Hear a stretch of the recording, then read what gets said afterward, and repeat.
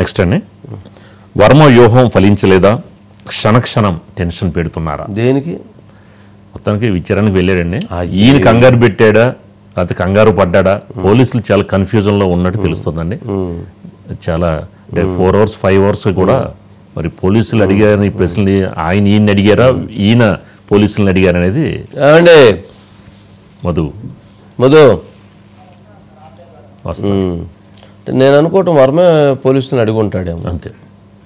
అంతే మీరు అన్నది పాయింటే, వర్మే అడుగుంటాడు పోలీసులు. సరే మనందరం కలిసి ఒక సినిమా తీద్దాము, ఎస్పీ గారు మీరు హీరో లెక్కన ఉన్నారు, ప్రతి వ్యూహం ఇప్పుడు వ్యూహం కాదు మీరు హీరో లెక్కన ఉన్నారు, మిమ్మల్ని పెట్టి ఒక సినిమా తీద్దాము, ప్రొడ్యూసర్ని ఎతుకుదాము. ప్రొడ్యూసర్ ఆల్రెడీ ఆయన దగ్గర రెడీగా ఉంటారు, లైన్లో ఉంటారండి వర్మ గారి దగ్గర.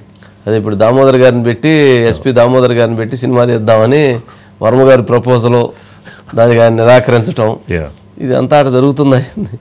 అంటే ఆ కేసే జనరల్గా ఈ వీటిలో ఆయన పెట్టిన ఇంటెన్షన్స్ అవన్నీ దాని మీద విచారణ చేస్తూ హననం అనేది కరెక్ట్ కాదు అనేది ఆయన 100% దుర్మార్గంగా చేశాడండి. అది మాత్రం అది ఎవరూ సహించేది కాదు. ఆయన సమర్థించడం కూడా తప్పు. ఆయన ఒక మంచి డైరెక్టరు, ఒక మంచి ఆలోచన ఉన్న వ్యక్తి, కానీ అనుకోకుండా కాలక్రమంలో ఆయన చెడిపోయాడు. ఆయన సమాజం పట్ల ఆయన ఒక మార్పు తీసుకొచ్చిన వ్యక్తి. చివరికి అతని సమాజాన్ని చెడగొట్టే దాంట్లో ఆయన భాగస్వామ్యం అయ్యాడు. అది తప్పు. తర్వాత ఇప్పుడు ఆయన ఎలక్షన్స్ మారిన తర్వాత, రిజల్ట్స్ వచ్చిన తర్వాత నేను మార్పు చెందాను, నేను వీటి గురించి మాట్లాడనన్నారు. ఒకసారి ఒక క్రైమ్ థింకింగ్ ఆలోచన చేసి క్రైమ్ చేసిన తర్వాత నేను మారిపోయానంటే కేసు వదిలేస్తారా?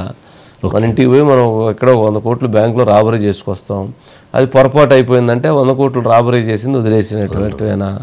ఇట్లా చాలా ఉంటుంది. లా అనేది దాని సిస్టమ్ ఫాలో కావాల్సిందే.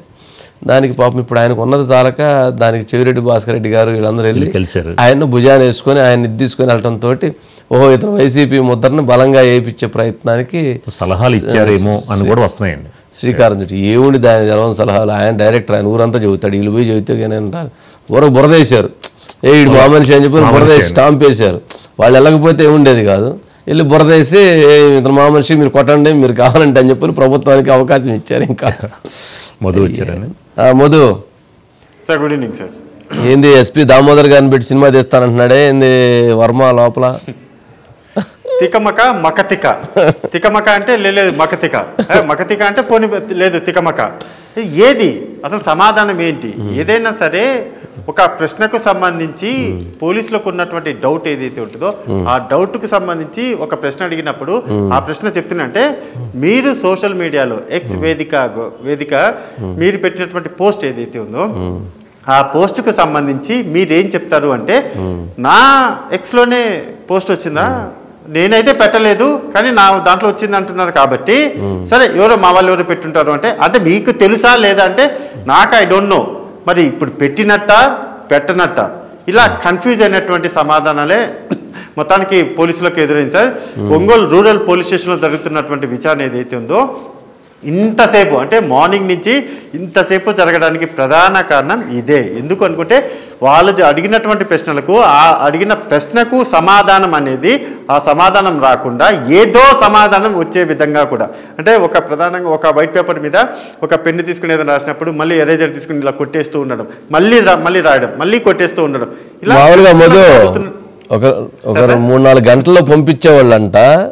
ఎప్పుడైతే చెవిరెడ్డి వీళ్ళు వచ్చారో అందుకని ఇప్పుడు దాకా ఉంచినట్లున్నారు. మామూలుగా అయితే 4 నోట్ చేయించుకొని మీరు ఇట్లా చేయటం కరెక్ట్ కాదని చెప్పి పంపించుండేవాళ్ళు, సరే దాన్ని మళ్ళీ పిలుస్తామని. కానీ ఎప్పుడైతే వైసీపీ వాళ్ళు వచ్చి మావాడు అని చెప్పని ఎప్పుడైతే కండవా వేసారో అందుకని ఇప్పుడు దాకా ఇన్వెస్టిగేషను జరుగుతూ ఉండిద్ది.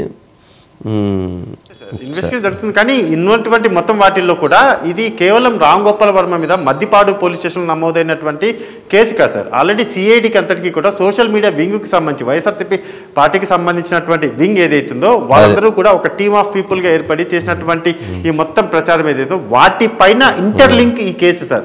ఆ ఇంటర్లింక్ లో భాగంగానే మీకెవరు పంపించారు అనే విచారణ అనేది ఇప్పుడు రావాల్సినటువంటి విషయం. రామ్ గోపాల్ వర్మ ఆయన ఓన్ గా క్రియేట్ చేశారా, ఆయనకు ఎవరైనా పంపించారా, పంపిస్తే దాన్ని ఈయన పోస్ట్ చేశారా, ఇప్పుడు బయటికి రావాల్సినటువంటి విషయం. వచ్చింది సరే.